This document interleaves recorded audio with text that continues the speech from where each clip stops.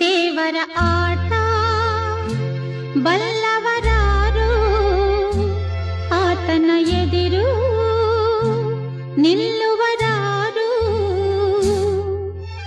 ಕೇಳದೆ ಸುಖವ ತರುವ, ಹೇಳದೆ ದುಃಖವ ಕೊಡುವ, ತನ್ನ ಮನದಂತೆ ಕುಣಿಸಿ